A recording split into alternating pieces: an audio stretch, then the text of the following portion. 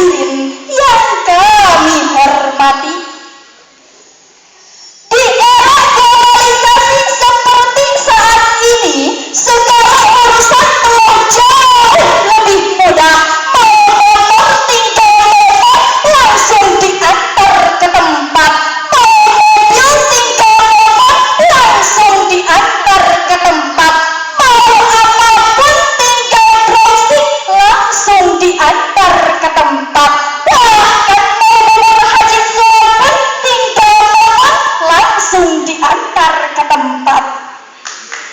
Namun hadirin, kemudahan seperti itu, kesenangan seperti itu hanya berlaku bagi golongan konglomerat, bukan golongan melarat. Hanya berlaku bagi para pejabat, bukan masyarakat, dan hanya berlaku bagi orang kaya, bukan orang yang sengsara.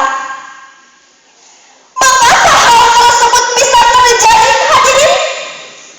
Karena kita telah melupakan salah satu prinsip Islam yang mengandung unsur keseimbangan dan pemberdayaan, yakni kaya yakunu mawalan bainal agniya'i minkum.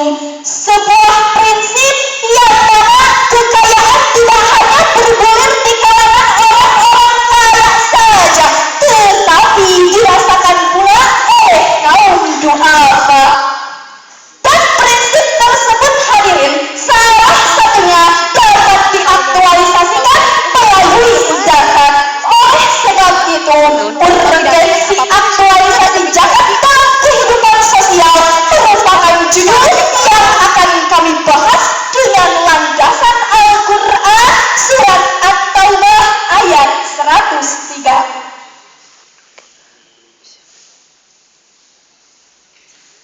أعوذ بالله من الشيطان الرجيم.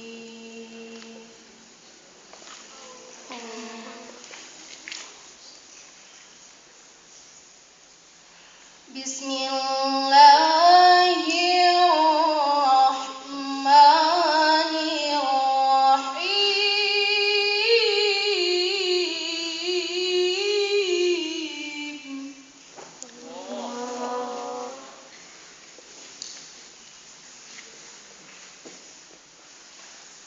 خذ من أموالهم صدقة تطهرهم وتزكيهم بها وصل عليهم.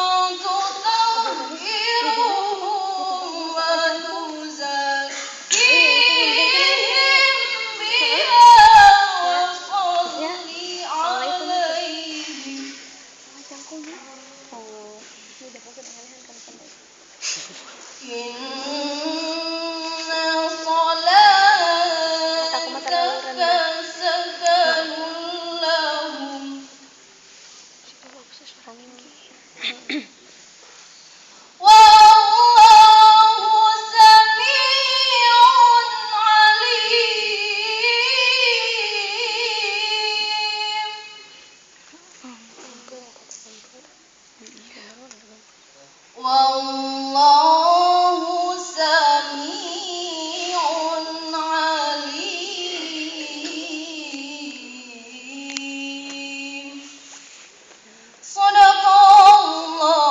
Shadaqallahul azim.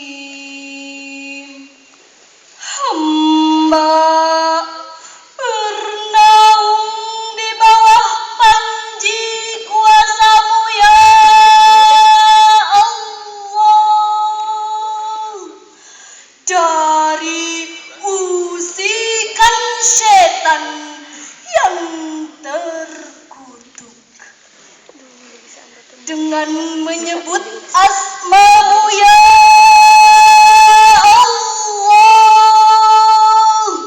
yang maha pengasih, tak pilih kasih, maha penyayang, tak pandang sayang. Ambillah zakat dari harta mereka guna membersihkan dan menyucikan mereka, dan berdoalah untuk mereka.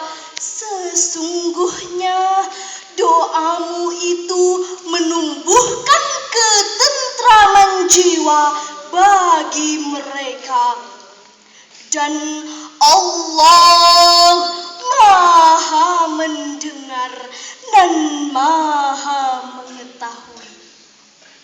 Maha benar Allah dan Maha agung dengan segala firman-Nya. Hadirin yang kami muliakan, ayat tersebut kalau kita kaji lebih dalam secara semantik, kalimat hus merupakan fi'il amar. Kaidah menyebutkan al-aslu fil amri lil wujub, asal dari perintah adalah wajib. Menurut Asbabun Nuzul yang bersumber dari Imam Ibnu Jarir bahwa ayat ini diturunkan berkenaan dengan permintaan Abu Lubabah beserta kedua temannya kepada Rasul seraya berkata, "Ya Rasul, ini harta kami, sedekahkanlah atas nama kami dan mohonkanlah ampunan untuk kami." Rasul menjawab, "Aku tidak diperintahkan Allah untuk menerima harta sedikit pun." Berkenaan dengan hal ini, maka Allah menurunkan surat At-Taubah ayat 103 sebagai perintah untuk menerimanya. Hadirin yang berbahagia, selain daripada itu, Allah mengisyaratkan dalam ayat tersebut agar kita membentuk sebuah lembaga pengelolaan zakat yang profesional dan proporsional sebagai wujud aktualisasi zakat dalam kehidupan sosial. Lalu timbul pertanyaan dalam benak kita, hadirin, apa fungsi zakat bagi para muzaki? Ayat tadi menjelaskan fungsi zakat bagi para muzaki yang pertama adalah tutahhirhum, membersihkan dari hak-hak fakir miskin, membersihkan dari hak-hak orang yang tak berharta, membersihkan dari hak-hak orang yang hidup di pinggir jalan, yang setiap hari merasakan petik getirnya kehidupan, hanya isak tangis yang mereka rasakan.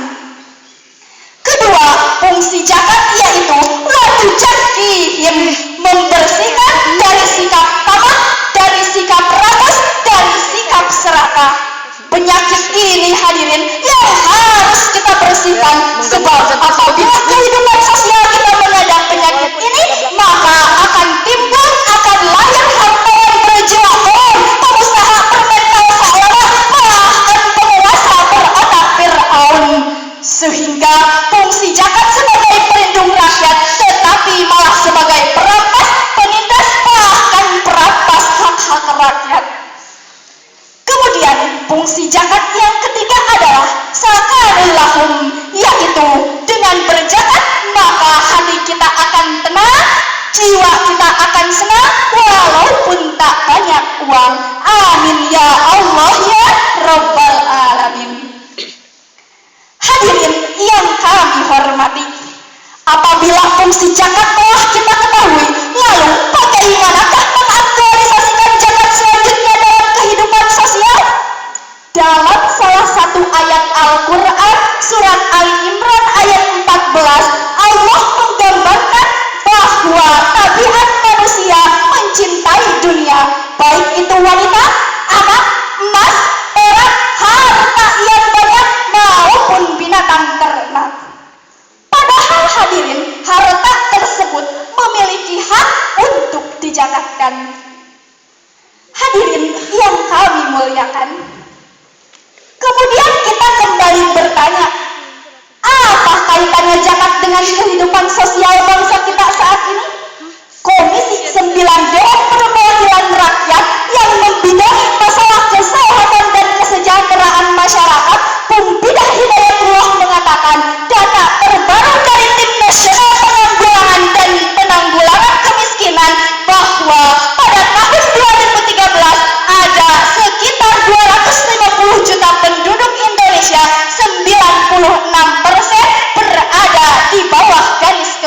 kemiskinan. Berarti 39% dari jumlah total penduduk Indonesia berada dalam keadaan sulit, rezeki pailit, usaha ulit, ruang gerak sempit, mertua ulit, istri sulit, anak sakit, yang kecil kejepit, yang gede ingin merit, akhirnya kredit, motor kredit, mobil kredit, hutang pun melilit, semua penyakit karena konflik, makan pahit, minum pahit, gigi sakit, perut buncit, bahkan nyawa pun pamit. Begitulah kurang lebih kehidupan sosial bangsa kita saat ini. Hadirin yang berbahagia, dari uraian di atas sekaligus sebagai kesimpulan, kita dengan melihat kehidupan sosial bangsa kita saat ini, kita kutip perkataan dari Dr. Rates Didin Habibudin MSc, bahwa ada 3 hal yang harus kita lakukan terkait dengan urgensi aktualisasi zakat. Yang pertama, kita harus membayar zakat dan memasyarakatkan zakat. Dan yang kedua, kita harus membentuk sebuah lembaga pengelolaan zakat yang profesional dan proporsional. Dan yang ketiga, kita harus mempergunakan zakat untuk kemakmuran masyarakat. Apabila ketiga hal tersebut telah teraktualisasikan, hadirin, insya Allah bangsa ini akan jaya, kemiskinan sirna, kehidupan sosial pun sejahtera. Demikian yang dapat kami sampaikan. Mohon maaf atas segala kehilapan dan kekurangan. Kami akhiri dengan sebuah pantun. Jalan-jalan ke pedesaan, membawa obat di perjalanan. Dengan cinta dan